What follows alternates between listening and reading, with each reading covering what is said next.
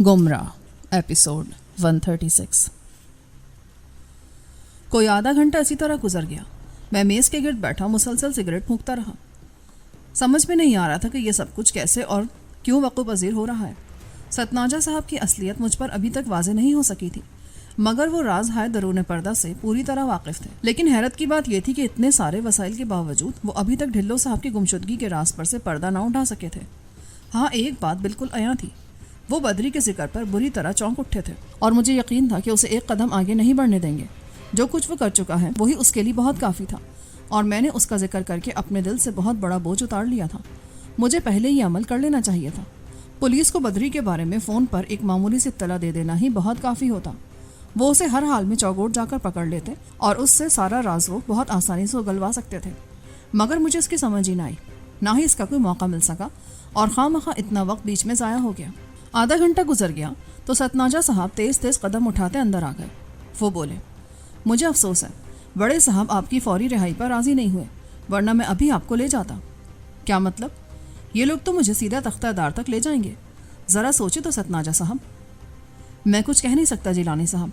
बहरहाल आप मुतमईन रहें, आपको कोई कुछ नहीं कह सकता। इस बात की ज़मानत मैं देता हूँ। मेरा ख्याल है कुछ मामलात ऐसे हैं जिनकी वजाहत से पहले आपकी रिहाई मुमकिन नहीं होगी। ले, वो राशिदी साहब भी आ गए, इनसे बात कर लें। आई एम सॉरी जिलानी साहब, मुझे उम्मीद है सतनाजा साहब ने आपको सब कुछ बता दिया होगा, लेकिन आप अभी कुछ दिन तक हमारे मेहमान रहेंगे। मैं हाजिर हूँ राशिदी साहब, मगर ये सिलसिला मेरी समझ में नहीं आया। आ जाएगा, ये कुछ ऐसी मुश्किल बात नहीं है। यही कोई एक हफ्ते तक आपको मज़ीद यहाँ रहना होगा। मगर आपने वली अहमद साहब को क्या कर दिया था? वो तो सख्त परेशान है। उसे होश आ गया है? हाँ, अब तो वो बिल्कुल ठीक है। मगर ये बताएं कि आपके पास कोई जहर है क्या? जी नहीं, वो दरअसल एक मजलूम को मारते मारते खुद ही बेहोश हो गया था। कूबे की आह उसे ले डूबी। बहरहाल जो कुछ हो गया उस पर मिट्टी डालें। आप अभी सतनाजा साहब के कहने के मुताबिक चंद दिन और हमारे पास रुकेंगे। आपकी गिरफ्तारी की खबर हमने राज में रखी है, किसी को इस बारे में कुछ भी नहीं बताया। हथकड़ी आपको फिर पहनना होगी और हवालात भी आपको सहना पड़ेगा। ये सरासर ज्यादती है। मुझे बहुत काम है राशिदी साहब। आखिर बड़े साहब ने सोचा क्या है, ये तो वही जानते हैं। बहरहाल आप मुतमईन रहें। ये कहकर उसने सिपाहियों को आवाज़ दी तो दो आदमी अंदर आ गए। एक ने हथकड़ी पकड़ रखी थी, वो उसने राशिदी साहब के कहने के मुताबिक मेरे हाथ में पहना दी और फिर वो लोग मुझे वहाँ से निकाल कर मुलजिमों की आम हवालात में ले गए। जब वो मुझे अंदर गुजार चुके तो उस वक्त तक राशिदी साहब और सतनाजा साहब बहुत पीछे रह चुके थे। उनमें से कोई भी बाहर नहीं आया था। मुझे इतनी सारी तसल्लियाँ देने के बावजूद वो मेरा साथ देने के लिए तैयार नहीं थे और किसी के सामने मुझसे कोई बात नहीं करते थे। ये अच्छी बात थी, लेकिन जिस तन्हाई ने मुझे आन घेरा था इसका वो अंदाज़ा ही नहीं कर सकते थे। उस थाने के हवालात में मुझे एक अजीब सी तब्दीली महसूस हो रही थी। गुसलखाना उन लोगों ने हवालात के कमरे से अलग बना दिया था, जिसका दरवाज़ा हवालात के अंदर ही खुलता था। हवालात में उस वक्त 4 आदमी और भी मौजूद थे और वो सब के सब सो रहे थे।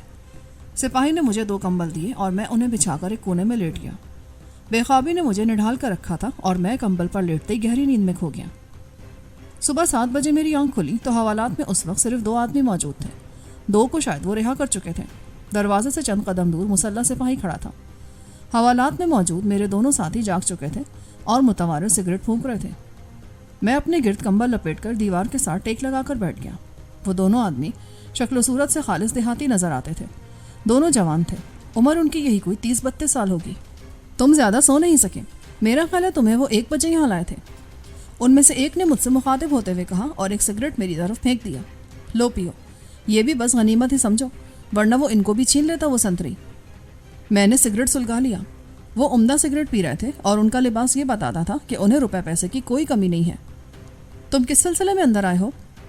मैंने सिगरेट का गहरा कश लेते हुए पूछा। उनका ख्याल है कि हम डाके मारते हैं, शक में पकड़ लाए हमें, हालांकि हम दोनों जमींदार हैं। कोई सबूत भी तो होगा उनके पास? कुछ भी नहीं, ऐनी गवाह भी नहीं, और डाका भी हमारे गांव से 6 मील दूर पड़ा था। कौन सा गांव है तुम्हारा? चकबलबन, वो पत्तौकी के करीब है। पत्तौकी का नाम सुनकर मैं और ज़्यादा उसकी तरफ मुतवज्जो हो गया। पत्तौकी? डाका कहाँ पड़ा था? चौगोट में। वहाँ एक ठेकेदार रहता है नवाज़िश अली, बड़ा मालदार आदमी है। उसके घर डाका पड़ा। चोर उनके यहाँ से 5 लाख रुपए ले गए। 5 लाख? नहीं यार, ये कैसे हो सकता है? इतनी दौलत कोई आजकल घर में कहाँ रखता है? रिपोर्ट उसने यही दर्ज कराई थी कि चोर उसके यहाँ से 2 तोले सोना और नकद रकम ले गए हैं। मगर मैं भी कई बार चौगोट जा चुका हूँ, مجھ سے تو ڈھلو صاحب نے کبھی ذکر نہیں کیا کہ وہاں کوئی ایسا مالدار آدمی بھی موجود ہے۔ ڈھلو صاحب، تم جانتے ہو اسے؟ کیا نام ہے تمہارا؟ میں نے اس کے سوال کو نظر انداز کرتے ہوئے کہا، میرا نام جوہر علی ہے اور یہ میرا دوست ہے عاشق علی۔ تم نے بتایا نہیں کہ تم ڈھلو صاحب کو کیسے جانتے ہو؟ وہ میرے دوست ہیں، اب تو ان سے کوئی 2-3 ہفتے سے میری ملاقات نہیں ہوئی۔ میں نے اس سے جھوٹ بولتے ہوئے کہا، کیوں بھائی عاشق، کچھ تمہاری سمجھ میں آتا ہے یہ آدمی کے نہیں؟ تمہارا نام کیا ہے بھائی؟ تم تو بہت کام کے آدمی نظر آتے ہو۔ یہ کہہ کر وہ میرے قریب سرک آیا۔ عاشق علی نے بھی پہلو بدلا اور کمبل کو اپنے گرد لپیٹ کر میرے پاس آن بیٹھا۔ میرا نام ہاشم خان ہے۔ ہاشم؟ اچھا، تو یہ بتا مجھے کہ ڈھلو صاحب سے تیری آخری ملاقات کب ہوئی تھی؟ کوئی 3 مہینے پہلے۔ مگر تم کیوں پوچھتے ہو؟ تجھے پتا ہے ان پر گولی چلی تھی؟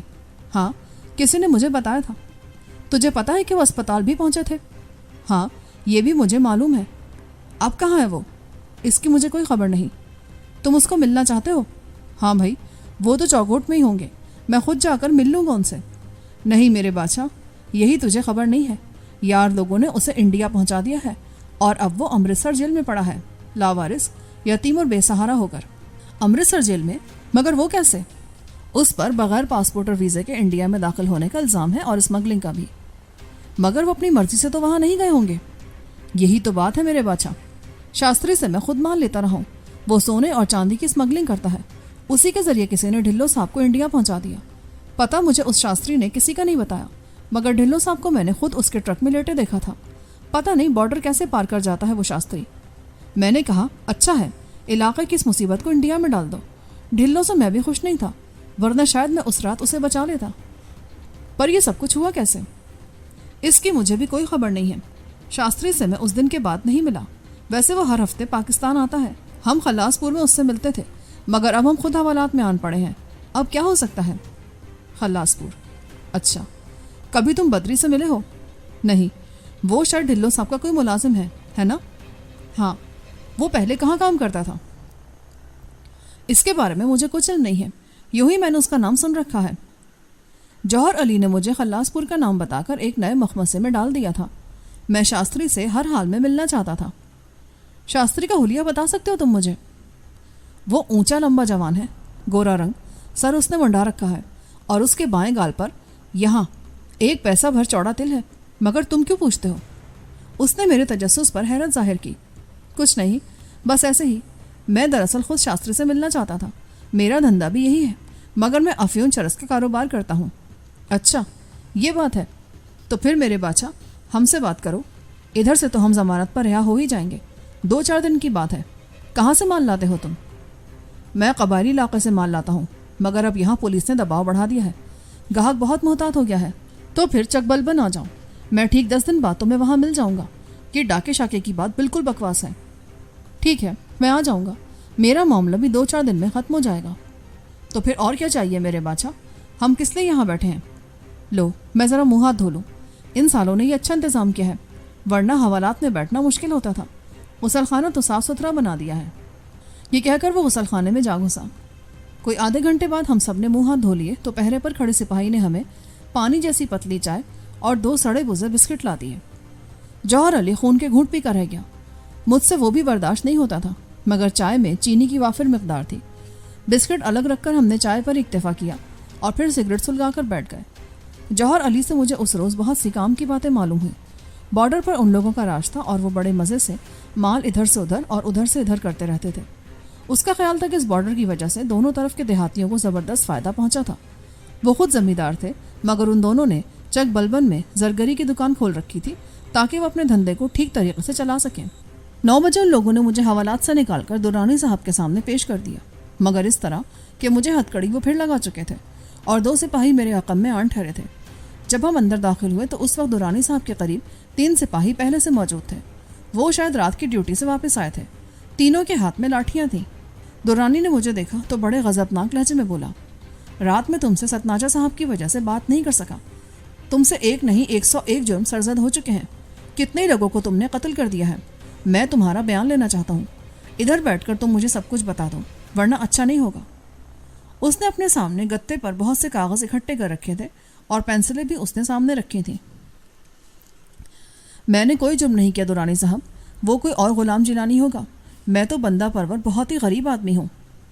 یہ کہہ کر میں اس کے سامنے کرسی پر ڈٹ کر بیٹھ گیا، مگر ابھی میں بیٹھا ہی تھا کہ دورانی نے تالی بجائی، جس کے ساتھ ہی کمرے میں موجود 5 سپاہی پاگلوں کی طرح مجھ پر بل پڑے۔ وہ لاٹھیاں اٹھا چکے تھے اور دروازے ان لوگوں نے اندر سے بند کر لیے تھے۔ وہ لاٹھیاں میرے کندھوں پر لگی تو میں الٹ کر ان کے درمیان جا ٹھہرا۔ وہ مجھے نرغے میں لے کر مار رہے تھے اور میری کوشش یہ تھی کہ کسی نہ کسی طرح سر کی چوٹ سے بچ جاؤں۔ وہ 5 پلے ہوئے سور ایک دم مجھ پر آن چڑھے تھے۔ میرا خیال ہے کہ وہ ولی احمد کا انتقام مجھ سے لے رہے تھے۔ کاش میرے ہاتھ بندھے ہوئے نہ ہوتے۔ میں نے اپنا سر بچاتے ہوئے ان کی ضربوں کا مقابلہ جسم پر کیا، اور پھر میں غصے سے پاگل ہو کر 2 آدمیوں کے قریب ہو گیا، اور جاتے ہی میں نے ان میں سے ایک کو پاؤں کی ٹھوکر ماری اور دوسرے کے ہاتھ سے لاٹھی چھین لی۔ ہاتھ میں ہتھکڑی ہونے کے باوجود میں نے گھوم کر انہیں لاٹھی کی زد میں لے لیا، مگر وہ بہت منجھے ہوئے لٹ باز تھے، میرے سامنے فوراً ہی پھیل گئے۔ چند لمحے کے لیے تو میں سمجھا کہ میں ان کی ضربوں سے محفوظ ہو گیا ہوں۔ جس آدمی سے میں نے لاٹھی چھینی تھی اس کی کن پٹی پر میں نے ایک ضرب لگائی تو وہ الٹ کر دورانی کی کرسی کے پاس جا گرا۔ اب میرے سامنے صرف 4 آدمی تھے اور میرے ہاتھ بندھے ہوئے تھے۔ ایک بار پھر ان لوگوں نے میرے گرد اپنا گھیرا تنگ کر دیا، شاید وہ مجھے جان سے مار دینا چاہتے تھے۔ اندیا ان کا یہی معلوم ہوتا تھا۔ اچانک ایک زوردار لاٹھی میرے ٹخنے پر لگی تو میں الٹ کر نیچے جا گرا۔ وہ چوٹ ایسی تھی کہ مجھ سے اپنا توازن برقرار نہیں رکھا جا سکتا تھا۔ میں جیسے ہی نیچے گرا 4 لاٹھیاں بیک وقت میرے جسم پر یوں لگی جیسے وہ روئی دھن رہے ہوں۔ وہ مجھ سے ذرہ بھر رعایت برتنے پر آمادہ نہیں تھے۔ وہ مجھے پوری طرح بچھا چکے تھے اور ہاتھ میرے ہتھکڑی نے جکڑ رکھے تھے۔ اب تک تو میں نے اپنا سر ان سے پوری طرح بچا رکھا تھا، ساری ضربے میں اپنی باہوں پر سہ رہا تھا، مگر جب میرے بازو شل ہو گئے تو میرا سر ان کے سامنے جھک گیا، یوں جھک گیا کہ لاٹھی کی 2 ہی ضربوں سے میرے حواس میرا ساتھ چھوڑ گئے اور میں بے سدھ ہو کر رہ گیا۔ میرے منہ سے اس وقت تک خون بہنے لگا تھا۔ کوئی ضرب ایسی میرے پیٹ پر لگی تھی کہ اندر سے خون خارج ہونے لگا تھا۔ جب میں بے ہوش ہوا تو وہ خون میرے منہ میں جمع ہو کر باہر رسنے لگا۔ انہوں نے ولی احمد کی شکست کا بدلہ مجھ سے لے لیا تھا۔ مجھے نہیں معلوم کہ میں کتنی دیر تک بے ہوش رہا اور پھر کب اور کیسے ہوش میں آیا۔ میرے حواس جب بیدار ہوئے تو میں ایک چھوٹی سی 8 فٹ لمبی کوٹری میں پڑا تھا، اس حال میں کہ ان لوگوں نے میرے دونوں ہاتھ میری کمر پر باندھ رکھے تھے اور میرے پاؤں میں بھی ایک زنجیر تھی، ایسی زنجیر جس نے میرے دونوں زانوں بھی جکڑ رکھے تھے۔ کمرہ بالکل ویران تھا، میرے نیچے برہنہ فرش تھا اور چھت بہت اونچی تھی۔ مجھے ہوش آیا تو میں نے بڑی مشکلوں سے خود کو کھڑا کیا، مگر میرا جسم میرا ساتھ نہیں دیتا تھا۔ میں دیوار سے ٹیک لگا کر اٹھا تو صحیح، مگر میرا جوڑ جوڑ دکھ رہا تھا۔ پتہ نہیں میرے منہ سے خون کہاں تک بہتا رہا تھا، مگر اب میری زبان پترا ہو رہی تھی، تھوک نگلنا بھی مشکل نظر آتا تھا۔ ٹخنا میرا پاؤں کی درمیانی ہڈی تک سوج چکا تھا اور یہی حال میرے بازوؤں کا تھا۔ وہ ٹوٹے نہیں تھے، مگر اندر سے گوشت یوں لگتا تھا جیسے اس کا قیمہ کوٹ دیا گیا ہو۔ کمر کا بھی حال کچھ مختلف نہیں تھا۔ مجھے سانس لینے میں شدید تکلیف محسوس ہو رہی تھی۔ پانی کی مجھے شدید ضرورت تھی، ایک ایک لمحہ گزارنا مشکل تھا۔ کہیں سے 2 گھونٹ پانی مل جاتا تو میں سمجھتا کہ میری جان بچ جائے گی۔ میری پیاس جب حد سے بڑھی تو میں نے دروازہ کھٹکھٹا دیا۔ اب 2 سپاہی میرے سامنے کھڑے تھے، بڑا طنز تھا ان کی نگاہوں میں، اور باہر اس وقت رات ہو چکی تھی۔ پتہ نہیں پہلا پہر تھا کہ آخری، وقت کا مجھے صحیح اندازہ نہیں ہو رہا تھا۔ بتیاں روشن تھیں اور تھانے کے کسی حصے سے آوازیں آ رہی تھیں۔ تو تمہیں ہوش آ ہی گیا؟ یہ تو بہت ڈھیٹ آدمی ہے یار، میں سمجھا تھا سالہ مر گیا ہوگا۔ میرا منہ بھی سوجا ہوا تھا اور مجھ سے بات نہیں ہو پاتی تھی۔ مجھے پانی دے دو۔ اچھا ٹھیک ہے، جا بلو، اس کے لیے پانی لیا۔ زہر نہ لا دوں تجھے تھوڑا سا؟ ولی احمد صاحب کو بھیجتا ہوں ادھر، کہ کہہ کر وہ پیچھے ہٹ گیا۔ دوسرا سپاہی مجھے غور سے دیکھ رہا تھا۔ وہ بولا، تیری پنجائی میں بھی شامل تھا پیارے، چوٹ زیادہ تو نہیں لگی؟ میری لاٹھی سے کوئی ہی بچ سکتا ہے۔ بڑے بہادر ہو تم، واقعی بہت زور تھا تمہاری لاٹھی میں۔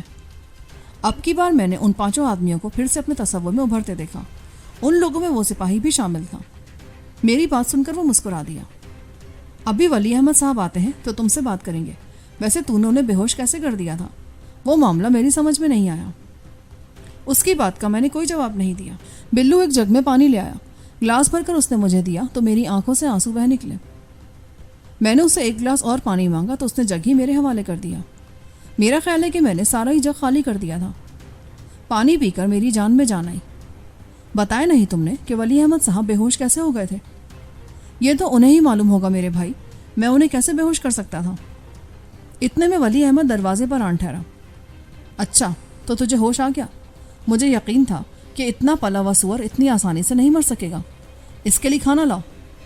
میرا خیال ہے پہلے ہم اسے دوا نہ پلا دیں، بلو نے کہا۔ نہیں، پہلے سے کھانا کھلاؤ، پھر دوا کام کرے گی۔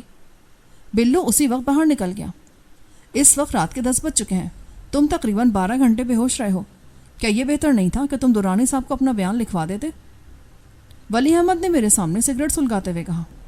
اس نے ایک سگریٹ میری طرف بھی پھینک دیا تھا۔ پیو، یہ تمہارے لیے اکسیر کا کام دے گی۔ یہ کہہ کر اس نے ماچس بھی میری طرف پھینک دی۔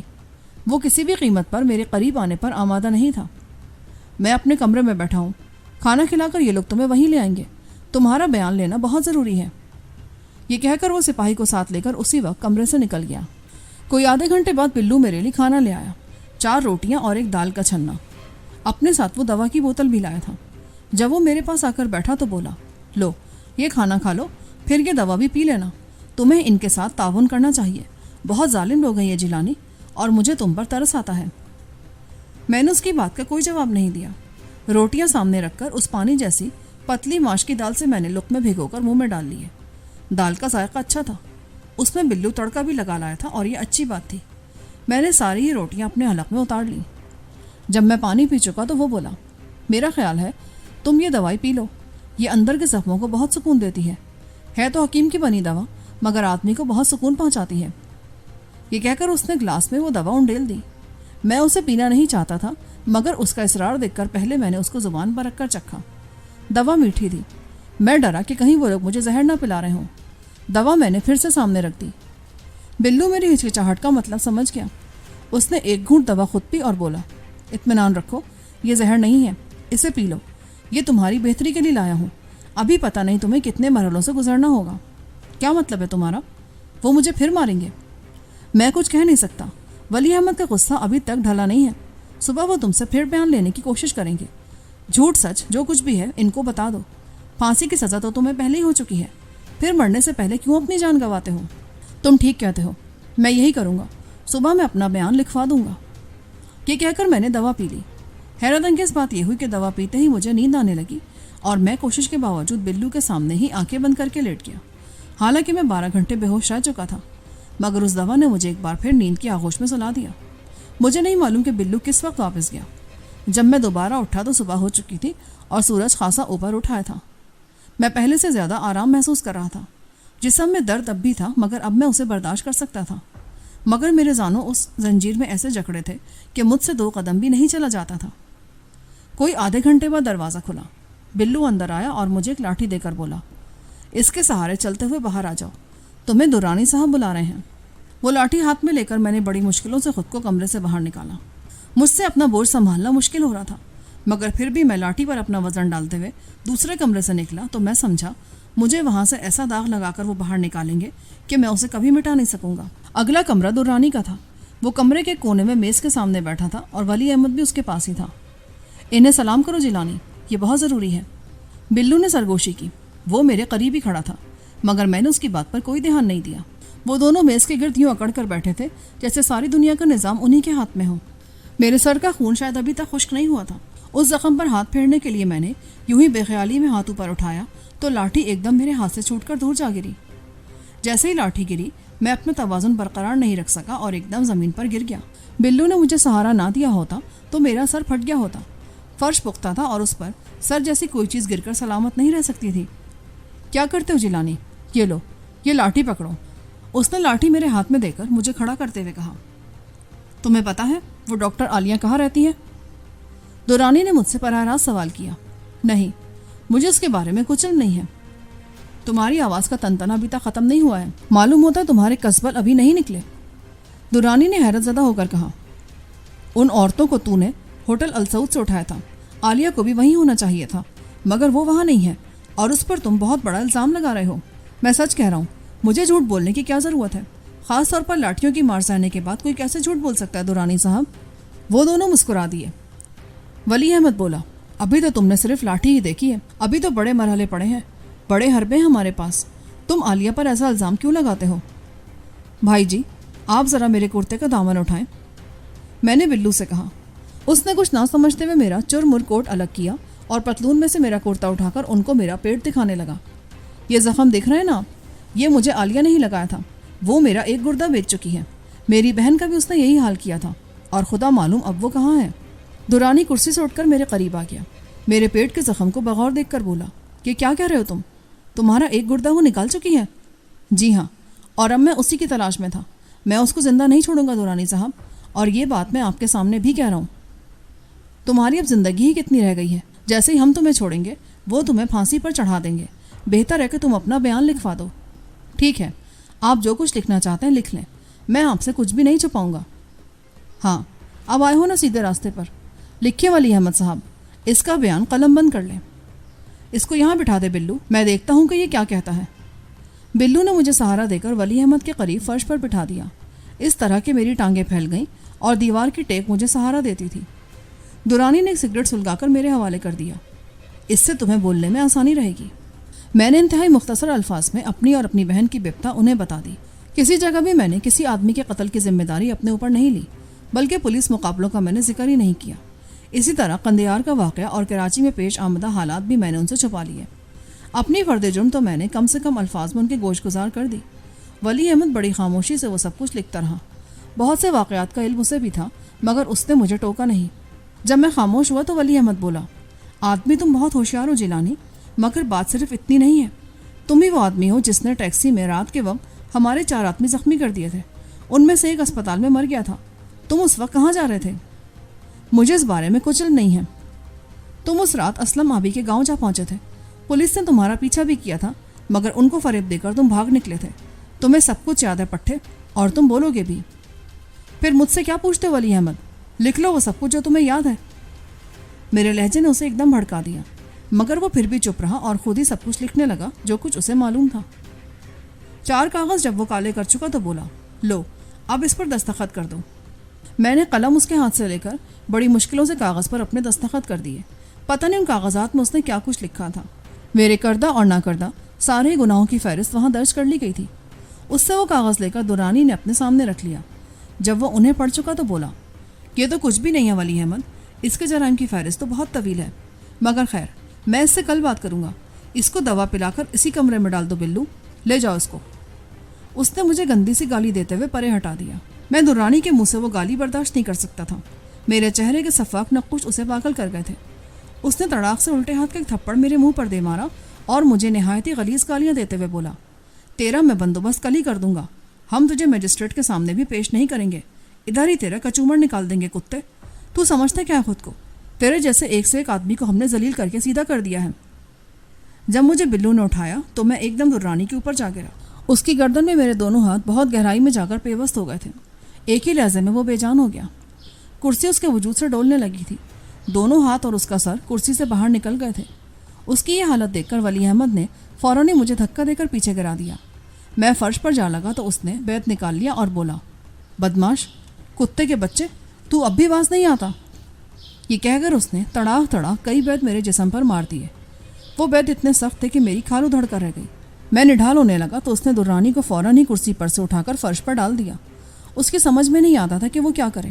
فوراً ہی وہ کمرے کا دروازہ کھول کر باہر نکل گیا۔ چند ہی لمحوں بعد وہاں راشدی صاحب اور کئی سپاہی جمع ہو گئے۔